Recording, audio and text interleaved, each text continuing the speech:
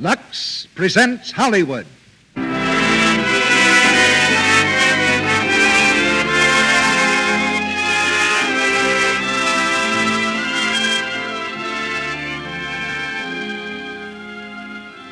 The Lux Radio Theatre brings you Mickey Rooney, Beulah Bondi, and Virginia Weidler in Young Tom Edison.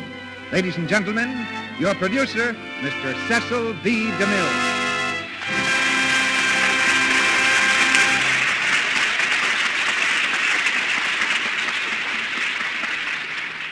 Greetings from Hollywood, ladies and gentlemen. Perhaps we should have wrapped it up in fancy paper and tied a red ribbon around it and called it our Christmas present to you. It's something a good many of you asked for, and I'm sure all of you want. Mickey Rooney and young Tom Edison. And tonight we are giving it to you with our best wishes for a very Merry Christmas. Have you ever thought how much we depend on Mr. Edison here in the Lux Radio Theatre? For one thing, he developed the first microphone and motion picture projector, and was one of the first to make pictures talk. Then, too, he's responsible for the bulb which is lighting your living room right now. So if it hadn't been for Edison, well, we'd just have to call the whole thing off. Our play, however, which was adapted from the Metro-Goldwyn-Mayer screen success, is not a scientific report. It's an exciting tale of the adventures of a small-town boy with a pack of original ideas that keep him in hot water. As a boy, Thomas Edison was a kind of Andy Hardy. That makes the casting obvious. The arrow points directly to Mickey Rooney, who comes to us this week from the set of his latest Metro-Goldwyn-Mayer picture, Men of Boys Town. And with Mickey tonight, we have Beulah Bondi and Virginia Weidler. In his later years, Edison gained the gratitude and admiration of the whole world for the things he'd done to make everybody's life easier and more enjoyable. And today, behind the scenes everywhere, scientists are working to make life easier still. In fact, they've done a lot for every member of our audience who's a Lux Flakes user, and I hope that includes every woman listening tonight. They worked for years, and always will work, to make our product outstanding in its field. That's our guarantee that Lux Flakes will continue to make your household tasks easier and pleasanter. We think science is doing an important job for us, and I'll make a little wager that the ladies will agree with us. Now here's the story of young Tom Edison, starring Mickey Rooney as Tom, Beulah Bondi as his mother, and Virginia Weidler as Tanny. The curtain rises on the first act.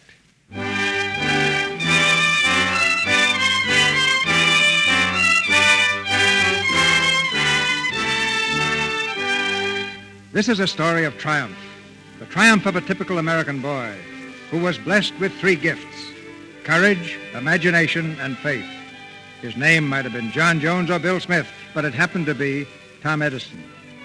When Tom was 15, the cellar of his father's house in Port Huron, Michigan, bore evidence of great things to come. For this was Tom's laboratory. An old workbench supported a homemade telegraph, and the battered desk was filled with chemical bottles, all of them impressively labeled poison. On the wall hung a length of rope, which ran up through the cellar door and connected with his sister Tanny's bedroom window on the second floor. This was Tom's latest invention, an automatic window closer. Tom? Oh, Tom? What do you want, Tanny? Tom, there's a rope on my window. I know it. I put it there last night. What's it for, Tom? It's an invention, a window closer. I pull the rope down here in the cellar, and your window closes automatically. Saves you from getting cold in the morning. Oh, Tom, that's wonderful. Will it work? Sure, it'll work. Hey, you want to see it? Yes, try it. All right, now watch. It's early in the morning, and you call down and tell me you're awake and ask me to close the window. I go over here to the rope and pull it hard, and the window closes.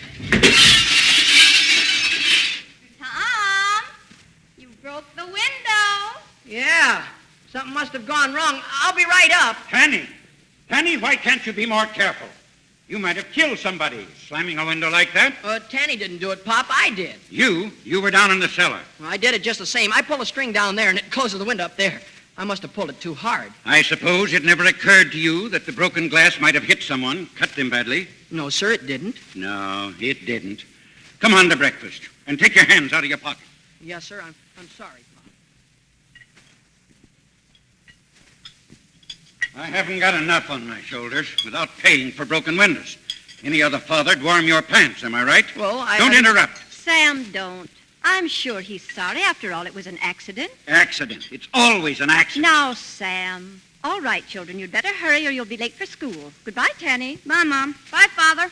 Come on, Tom. Yeah. Goodbye, Mom.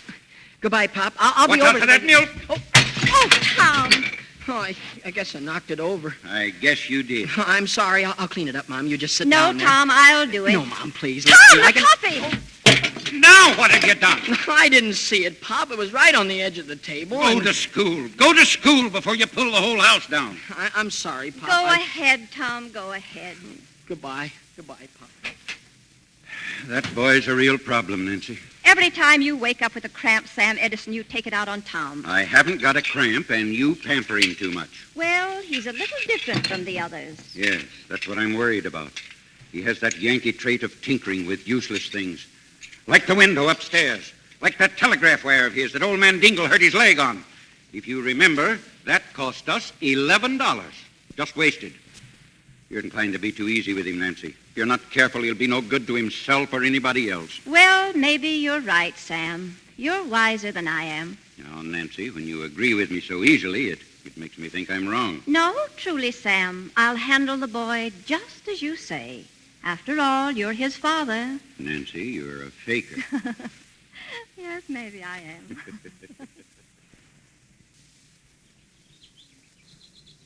What are you thinking about, Tom? We better hurry or Miss Howard will be mad. You know, Tanny, I think I've got it. Got what? The way to fix that window. I'll put a spring under it so it don't fall so hard, and then the glass won't break. Oh, gosh, you're smart. Oh, no, I'm not. I only wish I was. You're smart enough for me. You know lots and lots of things. Not half as many as I'd like to.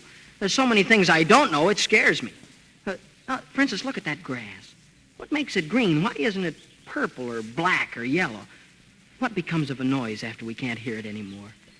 Say, wouldn't it be great if we could keep a sound? Keep a sound? You mean like thunder? No. Good things, great things that people say. Men like George Washington and Ben Franklin. Of course, you couldn't do it, but it's a great idea just the same.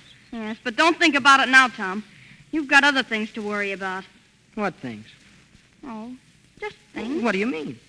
Well, Go ahead, what? Tom, I didn't want to tell you, but Miss Howard's mad at you again. Yeah, what for? Well, you know, yesterday when she asked me to name the 33 states of the Union, Uh-huh. you were tapping them out on the desk for me in Morse code? Yeah, I shouldn't have done that. That was cheating. Yeah, that's what Miss Howard said. You mean she caught on? Joe Dingle told her. He knows I can read Morse code, and after you left yesterday, he snitched on you. Oh, I guess I'm in for it, huh? She said she was going to make you stay in the cloakroom all day. Is that all? Oh, I don't mind that. You don't? No. I got something I want to do anyway. What? Well, look, Tanny. You see this little bottle? It's hydrochloric acid, and this other one is concentrated ammonia. I'm going to mix them both together. Yeah? Then what'll happen? I don't know. That's what I'm going to find out. Tom, will it make a noise? I don't know. I never tried it before. But how do you know it won't blow up? I don't. That's why I want to mix them to find out.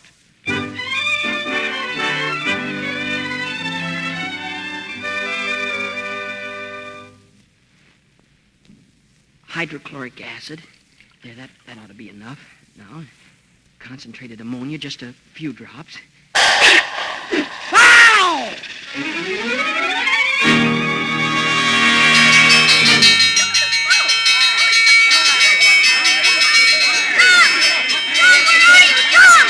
It's all right, everybody. It's not a fire. Just smoke. It's just smoke. Tom, are you all right? Sure, Tanny, I'm all right. And I don't have to worry about hydrochloric acid and concentrated ammonia anymore. They don't mix.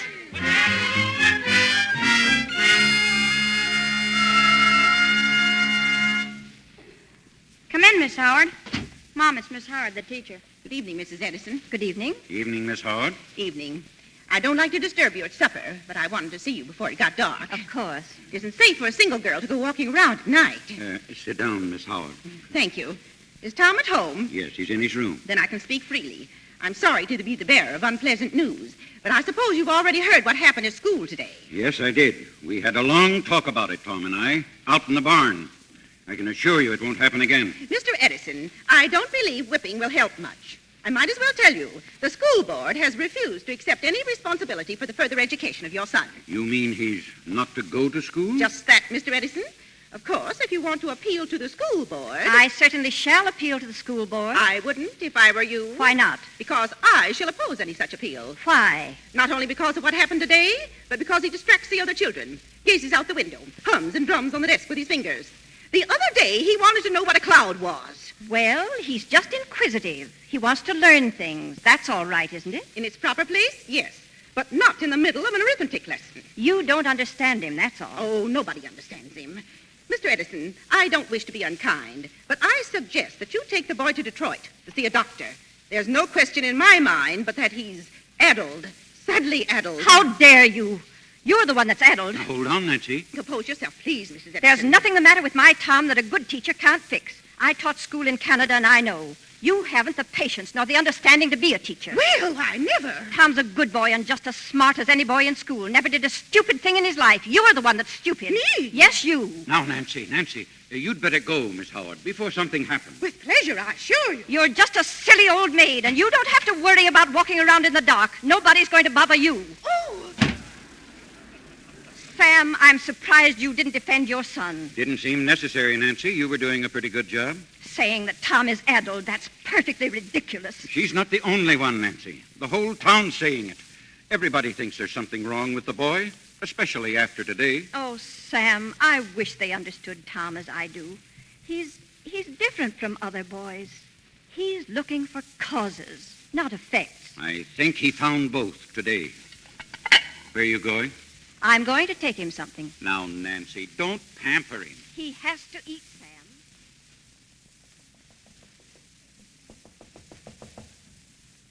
Tom? Yes. Well, Tom, Hello, Mom. your friend, Miss Howard, was just here. Yeah, I know. I heard her. Have you been crying, Tom? Have you? It's not about the licking Pop gave me. It's just that what he said is true. By tomorrow morning, everybody will know I was kicked out of school because I'm addled, crazy. You're not going to be afraid of what anybody says, not tomorrow nor any other time. Port Huron isn't the whole world, Tom. There's a much bigger world beyond here. And someday you're going to be a part of it.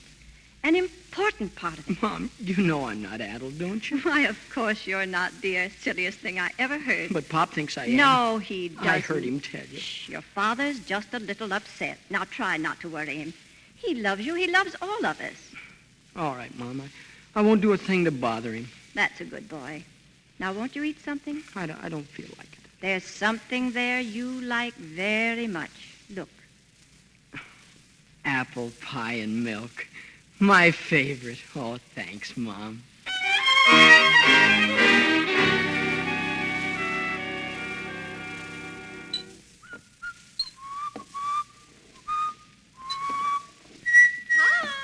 Yes, ma'am. What are you doing down in the cellar on such a nice day? Oh, just fixing up my chemical bottles. Oh, well, be careful of your Sunday clothes. I will. Tom, how in the world do you know what's in all those bottles? They're all marked poison. That's simple, Mom. I've got a secret number on every one of the bottles. I look up the number in my little book, and then I know what's in the bottle. Well, that's rather complicated, isn't it? Yes, but if any of the other kids come down here, they'll be afraid to touch them. That's not very sociable, Tom. No, but it works. Oh, Mom, I fixed that broken window in Tanny's room. I saw it, and you did such a nice job, I'm going to give you 10 cents. 10 cents? Hmm? Gee willikins. But I broke the window. Never mind, it was an accident. Here's your 10 cents. Oh, Mom, gosh, that's great. Now I can send for that chemistry catalog. You'll do nothing of the kind. You're going to spend this 10 cents for candy and eat it, like other boys do. But when I eat the candy, Mom, it's gone. The chemistry book, No candy, no 10 cents. That's a lot of candy for one fella to eat. Well, you can share it with Tanny. All right. Now go on out for a nice walk or something. Get a little air. Yeah, I told Mr. McCartney I'd be down to the station today. He lets me fool around with the telegraph stuff. Tom, you won't get into any trouble today now, will you? Oh, of course not, Mom. How could I get in any trouble down at the station? Oh, I don't know, but sometimes I think you could get into trouble almost anywhere.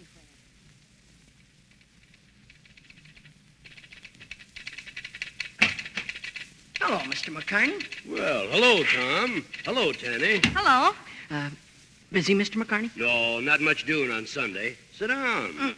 Thanks.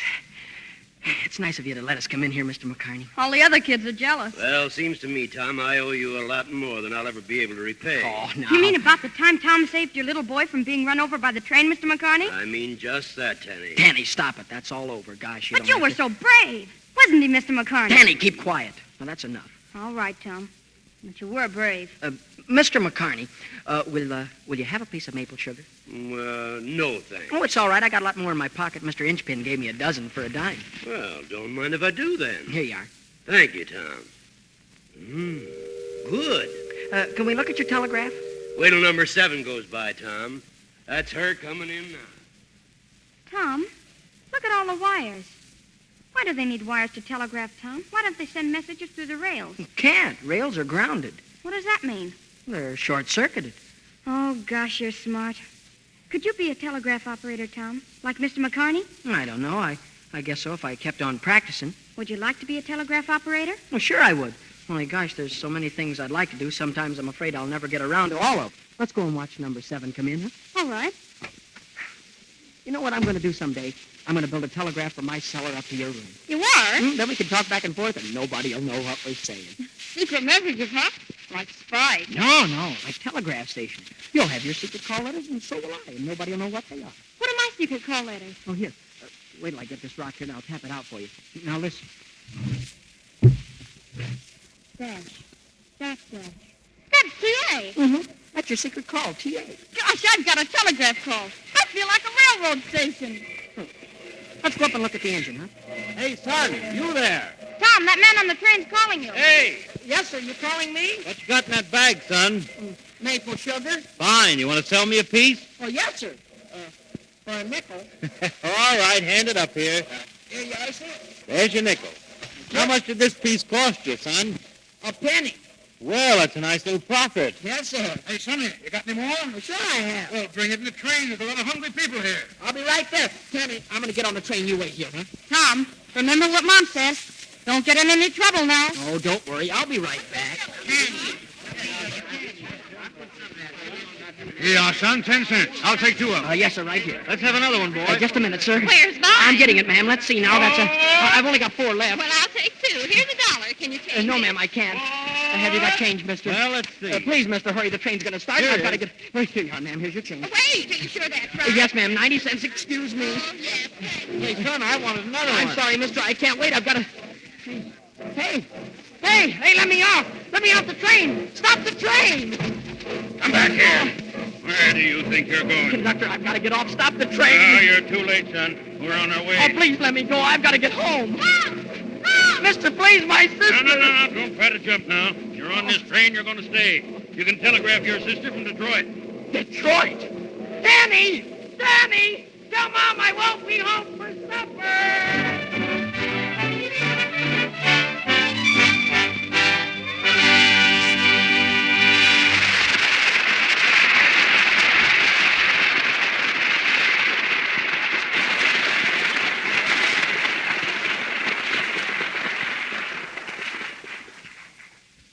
In just a moment, Mr. DeMille will present Mickey Rooney, Beulah Bondi, and Virginia Weidler in Act 2 of Young Tom Edison. Now let's look in on our favorite family, the Brownings. It's late afternoon, and Midge and Dot are helping Mother Browning with a batch of Christmas cookies. There's the back doorbell. See what it is, will you, Midge? My hands are covered with flour. Okay, just a sec. It's the Christmas tree. Dot, did you ask Mother about the party? Party? What party? What are you two plotting now? Well, remember last year how we made snow for our Christmas tree out of Lux Flakes? Well, all the girls were crazy about our Lux tree, and so this year... We want to ask the girls over tomorrow afternoon and have a Lux snow party. A party? So that's why you wanted to make an extra batch of cookies. Well, I think a party would be fun. Oh, Mother, you're a darling. Let's see now. You'll need a big bowl. And an egg beater. And some Lux. And a little lukewarm water. That's all you need to make this lovely, real-looking snow for your tree. Yes, you can make Christmas snow out of those same gentle white Lux flakes that you use for washing all your pretty things. It's such an inexpensive decoration, so easy to make, and it lasts right through the holiday season. Now, here's how you make this Lux snow. Take a large-sized box of Lux flakes and empty the flakes into a big bowl or dishpan. Pour in 2 cups of lukewarm water, just 2 cups. Then take an egg beater and beat this mixture until it gets soft and fluffy, just like whipped cream. Spread handfuls of this Lux snow on the branches of your Christmas tree. If you want more glitter, sprinkle on some of that shiny artificial snow that you buy in the store while the Lux snow is still moist. Snow-covered branches make novel and inexpensive table decorations, too. And a little of the Lux snow on your Christmas wreaths makes them extra Christmassy and festive. The children love to help with this Christmas snow. Now remember, use 2 cups of lukewarm water to each big box of Lux Flakes. Now, our producer, Mr. DeMille. Act 2 of Young Tom Edison, starring Mickey Rooney as Tom, Beulah Bondi as his mother, and Virginia Weidler as Tanny.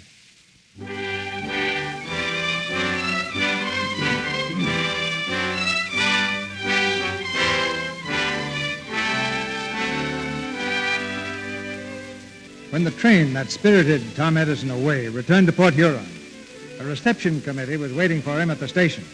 His sister Tanny, his mother, and Mr. Edison looking very grim. But the boy who climbed down from the train that night was so changed that his family hardly knew him. On his cap was a sign, reading candy for sale. On his arm, a basket piled high with sweetmeats and newspapers. And on his face, a broad, self-conscious grin. Well, oh gosh, can't somebody say something? Here, Tanny, I brought this doll for you. Thank you. And Mom, here's a little bouquet of flowers. Tom. And Pop, Pop, here, have a cigar? Just what is the meaning of this? Well, I'm in business. In business? Sam, it's very late. Suppose we talk about this when we get home. Come along, Tanny.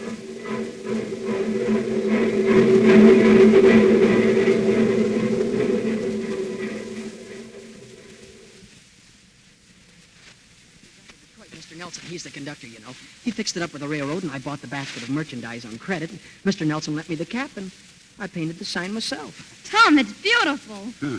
Sam, don't you think it's all right? I mean, well, it might help out, you know, Tom making a little money, and Tom, you really think you can make money out of this, don't you?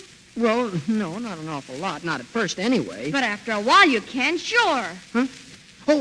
Yes, sure. You see, I was thinking that maybe I could get permission to put men on other trains. Who knows, maybe someday I'll have a lot of people working for me. People like to buy things on trains. Don't you think so, Father? Perhaps.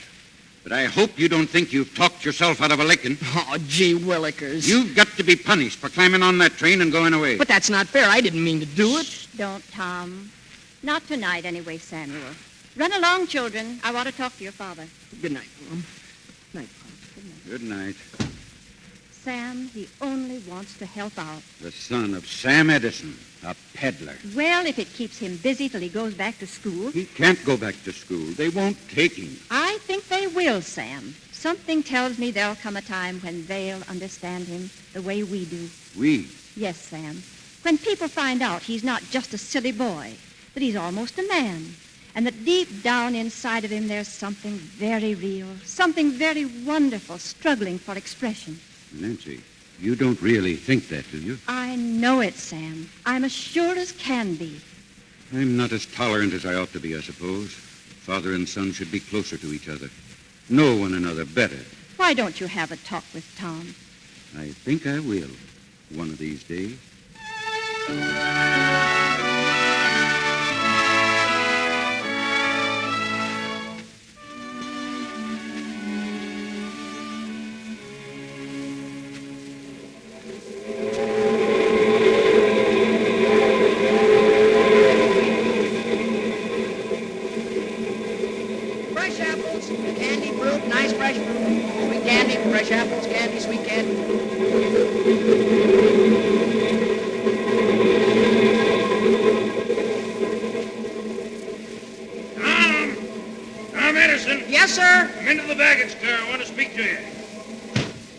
Mr. Nelson? Now, look here, Tom. I'm the conductor on this train, and I've got a certain amount of responsibilities. One of them is to look after the baggage car. Now, what's all this stuff in here? Just chemicals. Chemicals? Yes, sir. I thought I could set up a little laboratory in here, and then I wouldn't lose any time on my experiments. Well, I'm sorry, Tom. You'll have to get rid of some of this stuff. The car's so cluttered up, there's no room for baggage. But, Mr. Nelson... That's my last word, Tom.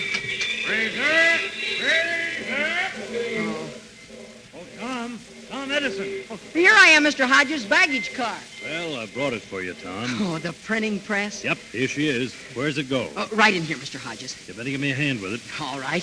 Here, looks heavy. 1, 2... oh, it is. She goes. Oh, gosh, it's a beauty, isn't it?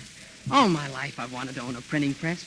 How much do I owe you, Mr. Hodges? Well, I carted it all the way over from the yard. $2. How much? All right, make it $1. Oh, that's better here. You taking the press back home, Tom? Well, I'm not sure yet. I sort of figured on keeping it in the car here. Well, bye, Tom. Well, goodbye, Mr. Hodges. Thanks again.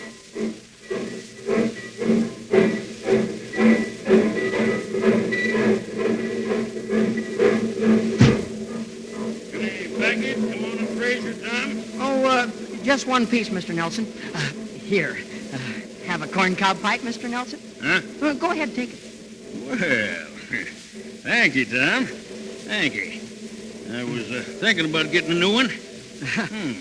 Hey, what's that thing over there? That's a printing press. Printing press? Who's it going to? Nobody. It belongs to me. Oh, you're taking it home. Light up your pipe, Mr. Nelson. See how it draws. It's a good one, you know. Costs 10 cents. You won't have much time to use the printing press, Tom. You're not home enough. That's just it, Mr. Nelson. I'm going to keep it in here in the baggage car. What? You're going to what? Now, don't get mad. Let me explain. Here, take your corncob pipe. No, listen, Mr. Nelson, please. I knew there was a catch to it. There's no catch. I want to print a newspaper on the train right here in this baggage car. A newspaper? Next, you'll be raising chickens in here. Listen, Mr. Nelson, there's going to be a war between the states, and people all along the line are going to be anxious for news. Well, but we can give it to them fresh, hot off the griddle. Every time the train stops, I can run into the station and get the latest news. This railroad isn't in the publishing business. No, but it's patriotic, isn't it? Well, if we can tell the people what's going on and tell them the minute it happens, we're not only doing them a service and the railroad a service, but we'll be doing the United States government a service as well. Don't you see that? Well, yes, I do, but suppose the division superintendent finds out. Oh, he'll thank us. He'll think we're loyal, patriotic Americans, and that's what we are, aren't we? You bet we are. But remember, this is the last thing you're going to bring in this baggage car. Understand? Oh, yes, sir. Here, Mr. Nelson, have another pipe, huh?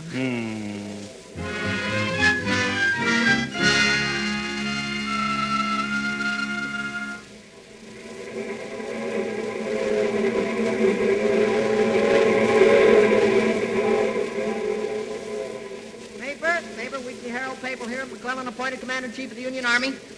Good morning, Captain Brackett. Good morning, Tom. Paper Captain, you got a new Commander-in-Chief, you know. Yes, so I understand. And a good choice, too. Yes, sir. Captain, I've been thinking... Boy, a stick of licorice, please. Oh, yes, ma'am. Right here. Thank you. Thank you, ma'am. Oh, Captain, I was wondering... Yeah? Do you suppose the Army would be interested in a new explosive? An explosive? Yeah. Oh, they've got lots of explosives now. Oh, but this one's better than anything they've got. Is that so? What's the name of it? Well, I call it the Tom Edison High Powerful All Explosive Number 1. Oh, something you made yourself. Yes, sir. You shouldn't play with explosives, Tom. They're very dangerous. Oh, what's a little thing like danger when you're doing it for your country? This is a wonderful explosive, Captain. You want to see it? I've got it right here in my pocket. Well, let's have a look at it. Huh? Here. In this little bottle, see? Well. What's it made of? Well, there's some sulfuric acid in it, and there's some nitric acid. And let me see, some glycerin. What was that again? Sulfuric acid, nitric acid, and glycerin? Yes, sir. Tom, that's nitroglycerin. Nitroglycerin? Oh, gosh. Stand still now. No, don't move, Tom. Don't move. Stop. Here, what's going on? That boy has a bottle of nitroglycerin. Nitroglycerin? Here, Mr. Nelson, you take it. No, not me. You stay where you are. Don't get excited, friends. There'll be no danger if we're careful. Tom Edison, are you crazy? I didn't know, Mr. Nelson. I didn't know. Just you wait, young man. You'll have to stop the train, Mr. Nelson. If he drops that bottle, it'll blow us all high in a kite. Mr. Nelson, stop the train. Now, you stand back. Don't you come near me. I'll pull the emergency cord. No, don't do that. We'll stop too suddenly. You get to the engineer and tell him to slow down gradually. All right. Don't you move one step, Tom Edison. No, just keep perfectly still, Tom. Captain Brackett, I'm nervous. I'm shaking. Well, stop it. Stop it. Don't you think you better hold this? Well, it doesn't make much difference who holds it. It's who drops it, and I'd rather it wasn't me. But if I could only... Stand still. Stand still. All right, I will, sir. Now, we're slowing down. Somebody open that window. Open the window. I'll do it. Oh, Captain, we're on a bridge. We're over a river. We'll all drown. No, we won't. Now, listen, Tom. Yes. You walk over to that window, slowly now, and throw that bottle into the river. Yes, sir. Now, wait. Throw it gently, and away from the bridge, downstream. You understand? Yes, sir, I do. All right, stand back, everybody. Oh. Now, go ahead, Tom. Throw it. All right. 1, 2, 3. Oh, it's all right, sir. It went into the river. Oh, dear. Oh, it's all right, lady. Everything's all right now. Oh, gosh, I guess it floated into a rock.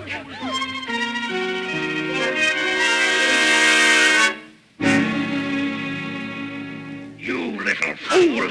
I'll teach you to bring chemicals on this train! No, Mr. Nelson, please! You blithering idiot! You or my boy will do more than box your ears. Now get off! Get off this train, and don't you come back!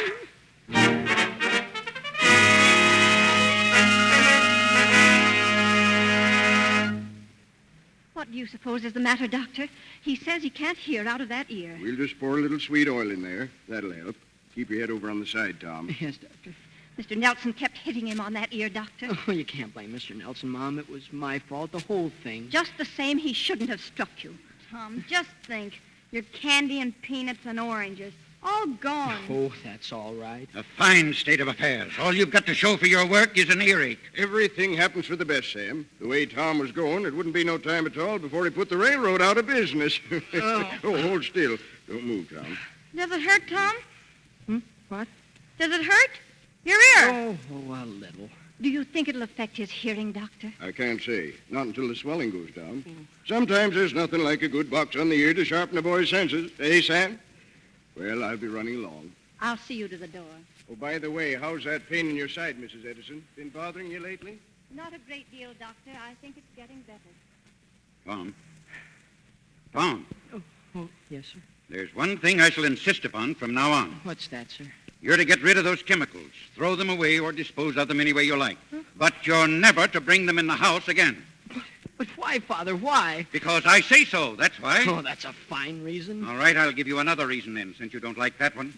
Because you're not competent to handle such things. You're too irresponsible and... And addled?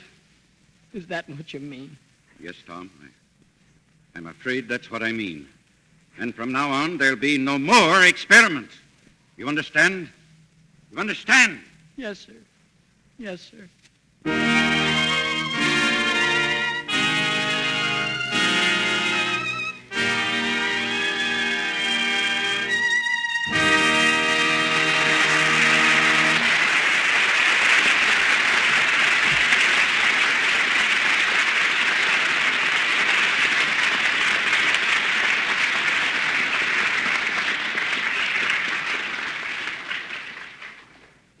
Mr. DeMille will bring our stars, Mickey Rooney, Beulah Bondi, and Virginia Weidler, back for the third act of Young Tom Edison after a short intermission.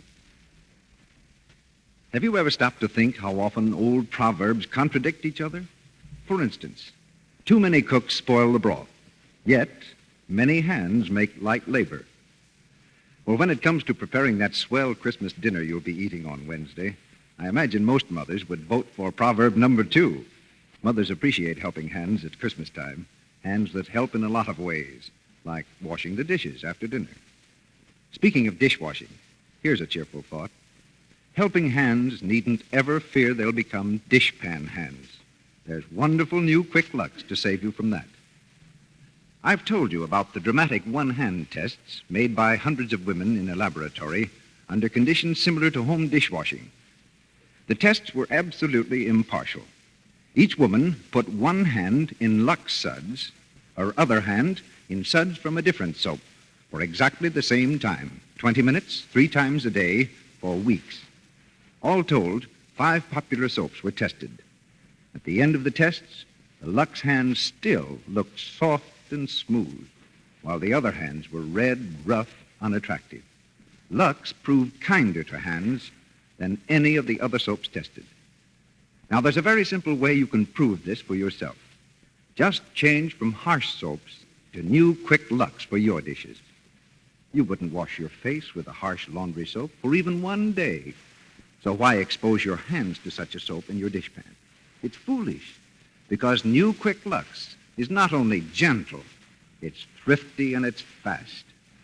Get the economical big box and use it for dishes every day. We pause now for station identification. This is the Columbia Broadcasting System.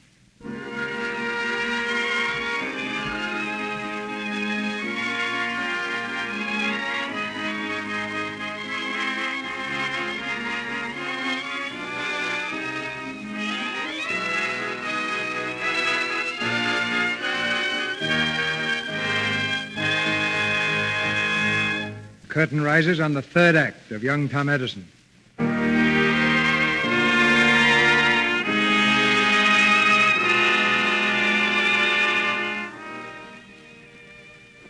Laughed at by the townspeople, scorned by boys of his own age, young Tom Edison couldn't stand his troubled life in Port Huron any longer. So late one night, he left a note where his mother would find it in the morning. It's no use, Mom. I'm a failure in this town. So I'm going away to Detroit and start all over. Love, Tom. P.S. I love you better than anybody else in the world. Please say goodbye to Father and kiss Tanny for me. An hour later, found Tom in the telegraph office at the railroad station.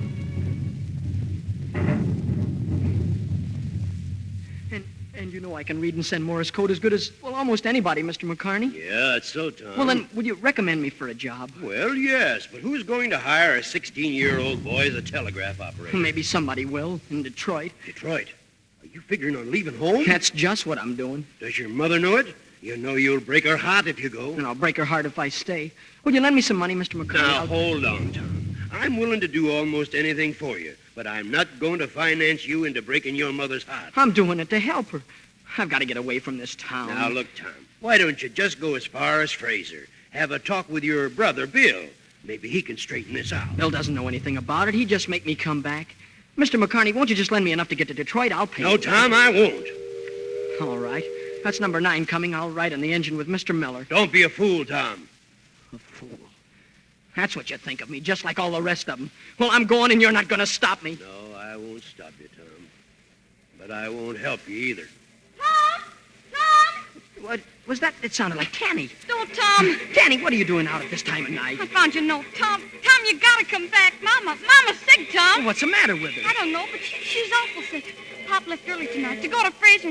He isn't back yet. Dr. Pender says we gotta get him and Bill. Right away, Tom. Well, Father's probably on his way home now. I'll go to Fraser and get Bill. No, you go to the house and stay with Mom. You can help. I'll get Bill. You can't ride on the train alone. You're too little. But Mom needs you. Please, Tom. All right, but be careful. Come back on number 7 and bring Bill. I will. Hurry, Tom, hurry.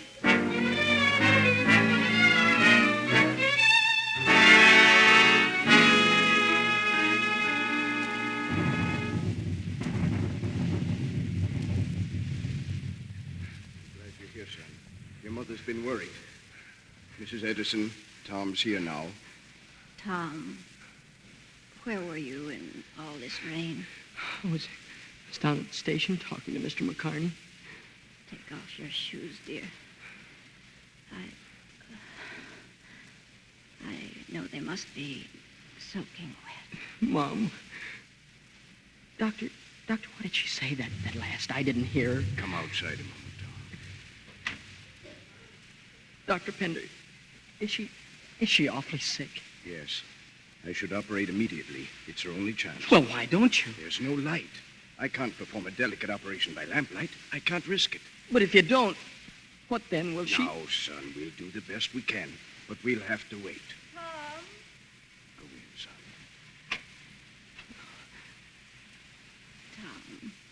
Tom.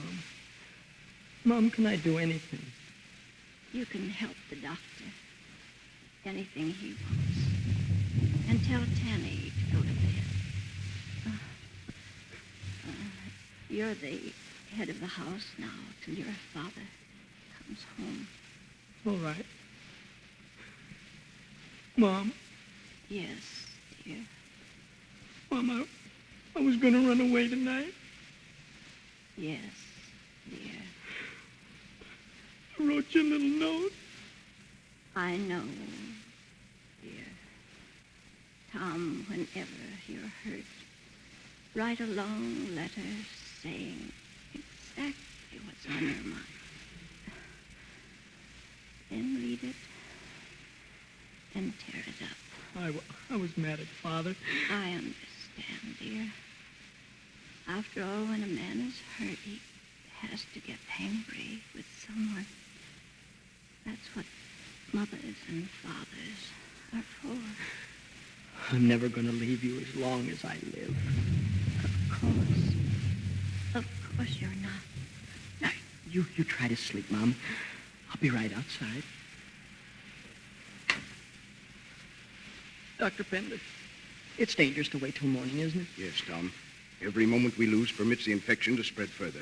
Oh, we got a lot of lamps, 10, maybe 15 of them. Lamp light won't do, my boy. But you said yourself that if we wait around, she may... Dr. Pender, you've got to do it now. You just got to. You can't wait. Tom, stop it. Believe me, son, it's the only thing to do. A doctor can't work in the dark. He needs light. Perhaps someday it may be different, Tom. Perhaps someday the world's work won't have to stop when the sun goes down. But that won't be in my time, nor in yours. Dr. Pender. Yes? Doctor, I was just thinking, suppose I got a mirror. A big mirror. That'd help, wouldn't it? Mirror? What good would that be? Well, don't you see? A mirror reflects light and magnifies it. We could set it up in the dining room and put all the lamps in front of it and then... Don't be ridiculous. But, Dr. Pender... What's the matter with you? There's nothing the matter with me. I'm trying to save my mother's life. You need light to operate, and I can make it for you. Have you got a mirror in the house? A large one? No, sir, but I can get it. I'll go down to Mr. Dingle's store. He's not open. Then I'll just break in and take it. They can't blame me if I'm trying to help my mother. I don't believe this will work, but we can take a chance. Yes, sir. Go and get the mirror. And on your way back, bring Mrs. McConney. All right. We'll operate as soon as you provide enough light.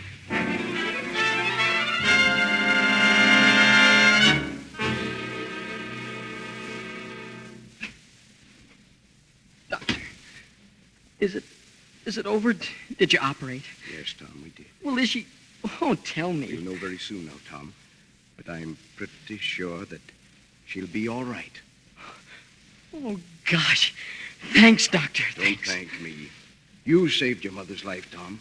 That mirror was an inspiration. Oh, the mirror. The mirror? Oh, say, I'd better bring it back before the store opens. Mr. Dingle might be mad. If I know Mr. Dingle, he'll tear every hair out of his head.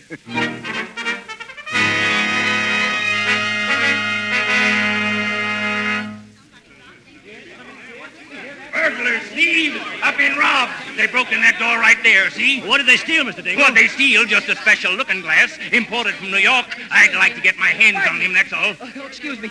Oh, Mr. Dingle. Here's your looking glass, Mr. Dingle. What? There it is, Dingle. Tom Edison's got it. Come here, Oh, I'm you. sorry, Mr. Dingle. Somebody get the sheriff. Wait, listen. I had to have it, Mr. Dingle. You see, my mother... Never mind your excuses. You stole it. That's burglary. I've got a good mind to... Mr. Dingle, let me break go. into my store, will But you? look out for the looking glass. I'll tan you good for this. Please, look out. Oh, now look what you did. You broke it. I couldn't help it. You shoved I'll teach you to destroy people's property, break into my store, steal my looking glass, and then break it right in front of my own eyes. I'll teach you all right. I'll take in a car. You let go of that boy, do you hear? Now listen, Mr. Edison. Let him go or I'll break. Now wait, Mr. Edison. Hold on. He broke into my store, stole a looking glass, and smashed it. What? Is that true, Tom? Yes, Pop. I had to because... That's Mom enough. Go on home. I'll attend to you when I get there. But, Pop, if you'll only listen to You me... heard me. Go home. Yes, sir.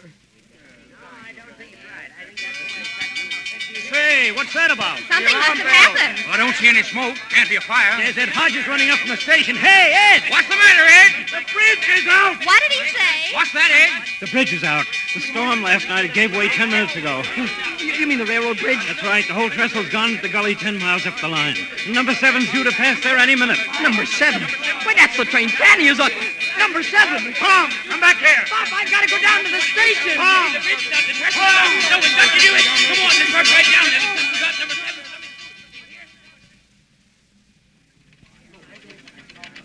Are you getting through them yet? Can't you get any answer, Mr. McCartney? Give me a chance. Give me a chance. You've got to reach them. You've got to. Oh, it's no use. I can't get through to Ridgeway. The wires are down. Number 7 passes there in 3 minutes. That's our last chance to flag her. Then she's a goner. I'm afraid she is. My wife She'll hit the river at 40 miles an hour.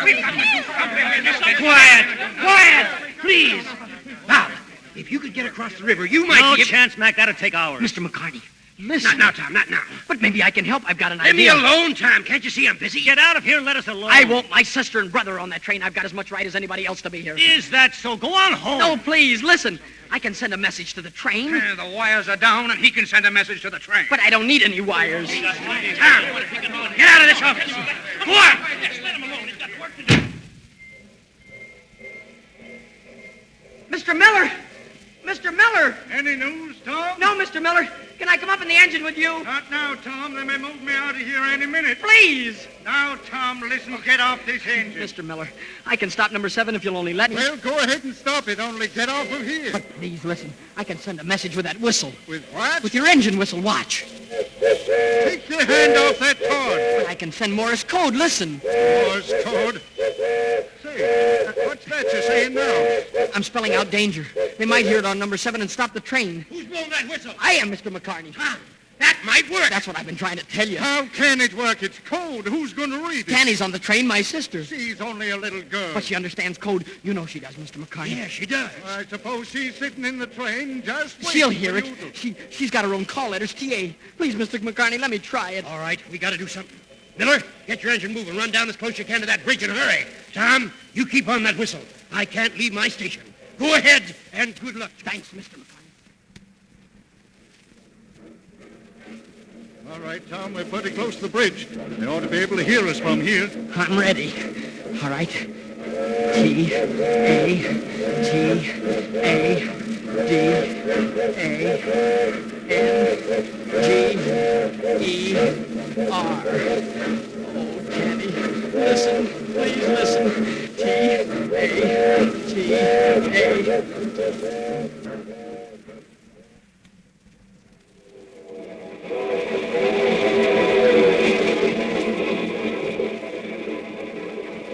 And then I told Tom to go back to the house and that I'd come and get you, Bill. Is his mother very sick, Tanny? I don't know, but Dr. Pender said, go and get your father and Bill. And I suppose... Well, then it must be pretty bad. I only hope we get there in time. Bill, what's all that whistling for? I don't know. Funny. You know, it sounds like... Bill? Yes? It's dots and dashes. What? Morse code. Dash. Dot dash. Dash. Dot dash. That's me. That's my secret signal. It's Tom. Tom's sending it. What? How could it be? Listen. T. R. A. I. N. Train. S. E. B. E. N. 7. S. T. O. E. Bill, somebody wants to stop this train. That's why they're whistling. Mr. Nelson. Mr. Nelson, come here. Mr. Nelson, you hear that whistle? Of course I hear it. You think I'm deaf? Somebody's trying to stop this train. Listen. 7. S. T. O. P. D. A. N. G. E. R. What is she talking about, Mr. Nelson? She's an Edison. They're all little tetched, you know. Her He brother said Tom... train number 7. Stop. Danger. Be quiet, Tanny. No, listen. B. R. I. D. G. E. Bridge. I. S. Is. O. U. T. They're trying to tell us the bridge is out. Bridge is out. Did you hear, Mr. Nelson? Do something, Mr. Nelson. Stop it. Do something. Hold on, everybody. Hold on. I'm going to pull the emergency cord. Hurry!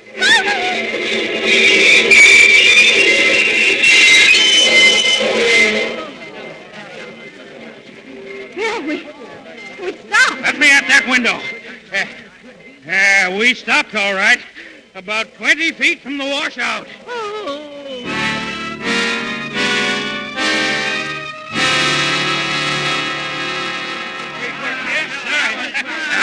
Good work, Miller. Good work. It wasn't me. It was Tom Edison. What, Tom? Look, Tom, the whole town's here to meet us. Tom, you're a hero.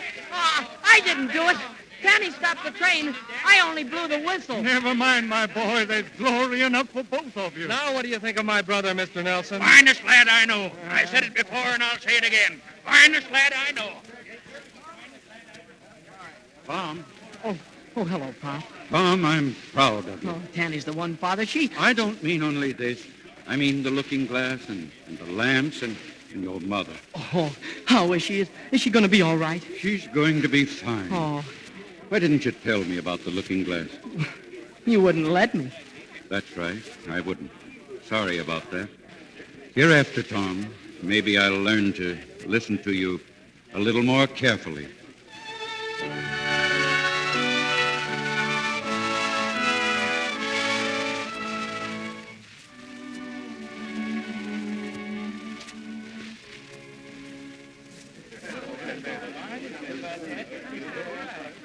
Ladies and gentlemen, as you all know, we're all down here at the station to say goodbye to young Tom Edison, wish him well in his new job as telegraph operator. Speaking for the railroad and myself, we're giving you this job, Tom, because you're a competent man, not just because you're a hero. Mr. McCarney, I don't care why you're giving it to me. I'm glad to get it. You're a real telegraph operator, my boy, and you're going to be a credit to the Grand Trunk Railroad and to me. Are you ready, son? Yes, sir. Oh, Mr. Edison, meet Mr. Jackson, superintendent of the line. Excuse me, Tanny. Mr. Jackson, this is Tom Edison's father. Oh, how do you do, sir? Oh, goodbye, Pop. We're leaving. Goodbye, son. Goodbye, Tanny. Goodbye, Tom. And Mom. Goodbye, Mom. You know, I'm going to miss you terribly. Goodbye, Tom. God bless you. And Tom, you mustn't forget this. A little package for you. What is it, Mom? Apple pie and milk. Apple pie and milk. My favorite. Oh, Mom, thanks. Goodbye. Oh, goodbye, Mom. Goodbye, Bob.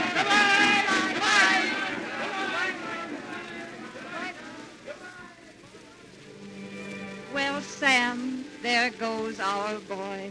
Yes. A little while back, he was Sam Edison's son.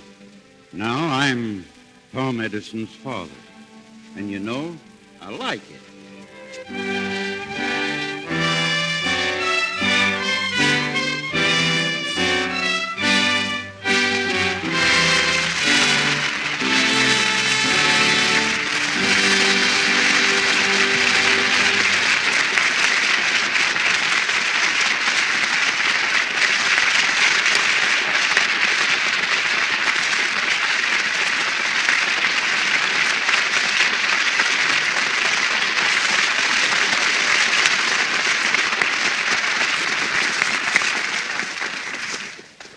In a moment, Mr. DeMille brings Mickey Rooney back for a curtain call.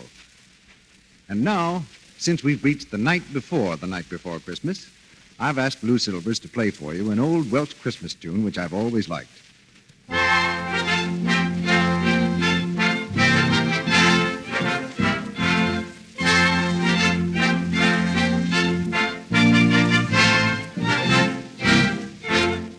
Thank you, Lou, for that gay song. The words are just as gay. Deck the hall with boughs of holly. 'Tis the season to be jolly. Don we now our gay apparel. Troll the ancient Yuletide carol. We of the Lux Radio Theatre and our sponsors, the makers of Lux Flakes, join in wishing all of you the gayest, happiest kind of a Christmas and a very prosperous new year. You have made 1940 a good year for Lux Flakes. And we know that means Lux Flakes have proved helpful to you. Certainly it is a tribute to high quality when we find new Quick Lux, America's favorite way of washing nice things, by a vote of 2-1. And that's what our coast-to-coast survey shows. Yes, from San Francisco to New York, from Boston to New Orleans, twice as many women use new Quick Lux for stockings, underthings, nice dresses, and so on, as use any other flakes, chips, or beads. It's new Quick Lux Flakes, 2-1. You like it for its speed, thrift, safety. It will always bring you these qualities. Always give you the quick, thrifty, gentle care that keeps everything safe in water lovely longer. You'll find it ideal for so many things. Stockings, underthings, dresses, sweaters, blouses, gloves, in fact, everything safe in water. Remember, new Quick Lux comes in the same familiar package, and it costs you no more. Now, here's Mr. DeMille with our star. Two kinds of magic brought us this play tonight. Engineering magic of the kind that Edison invented, and the acting magic of Mickey Rooney. And here's Mickey now for a curtain call. Thank you, Mr. DeMille. I was pretty scared, when they gave me this assignment in the picture. A genius like Thomas Edison is nobody for a kid like me to fool around with. For our money, Mickey, you were just about right. It got so that every time I turned on the light or put a swing record on the phonograph, I'd get the shivers. I couldn't push a button without it turning out to be something he had invented. You certainly seem to have regained your courage. Yes, sir. I finally remembered about the alarm clock, and that did it. I've heard of it, Mickey. How'd it work? Oh, it was a dilly, and I figured that anyone who could think that one up was a regular fellow. He'd get up early and run down to his workshop in the cellar. And there he had a lever fixed up with complicated bunch of ropes and pulleys that ran all over the house. And that connected with another lever in his sister's room. And the whole thing finished up with a string being tied on her toe so she'd be sure and wake up. Sounds like a sound deduction, Mickey. He must have been a regular fellow. Oh, Mr. DeMille, what's going to go on here next week? We'll ring out the old year next Monday night, Mickey, with a new universal hit, recently released, A Little Bit of Heaven. And you'll hear the same star who appears on the screen, Gloria Jean. And with her, we'll have C. Aubrey Smith, Helen Parrish, and Frank Albertson. It's the story of a little girl who becomes a famous radio singer, but keeps her head while the rest of her family goes wild. We have an all-star cast and the 12-year-old singing star, Gloria Jean, in the leading role. Gloria Jean, C. Aubrey Smith, Helen Parrish, and Frank Albertson. How can you miss with a show like that, Mr. DeMille? Well, may I say now, so long and a Merry Christmas to everyone. Good night, Mickey. Good night, and same to you.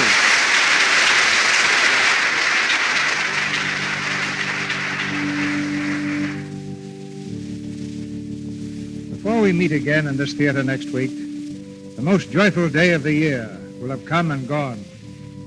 In 1940, there can't be anyone in this audience who isn't thankful for this blessing that is still ours to enjoy. Thankful that everywhere in America, there's still time for Christmas. So when your family gathers from far and near to join the celebration at your fireside, and the lights are blazing bright on your Christmas tree, when the children begin to laugh and play on Christmas morning, please add this hope of ours to the joy and blessing of the day. The sincere wish of our sponsors, the makers of Lux Flakes and Lux Toilet Soap, and of all this radio family, that all your family enjoy the happiest of happy Christmas times.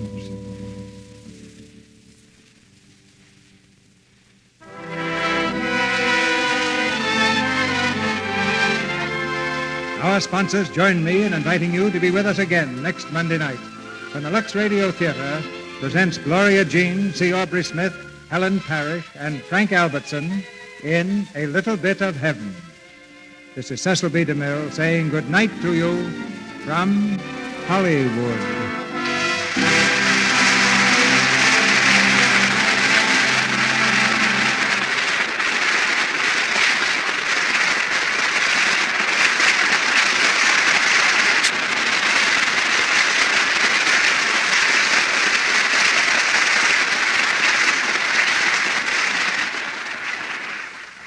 Virginia Weidler's forthcoming picture is the Metro-Goldwyn-Mayer production, Keeping Company. Beulah Bondi is now working in the Columbia picture, Penny Serenade, with Cary Grant and Irene Dunn.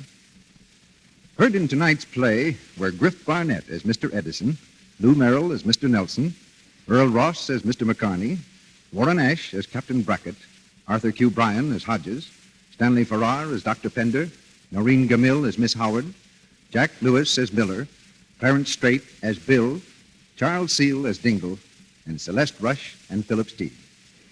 Our music is directed by Louis Silvers, and your announcer has been Melville Ruick. This is the Columbia Broadcasting System.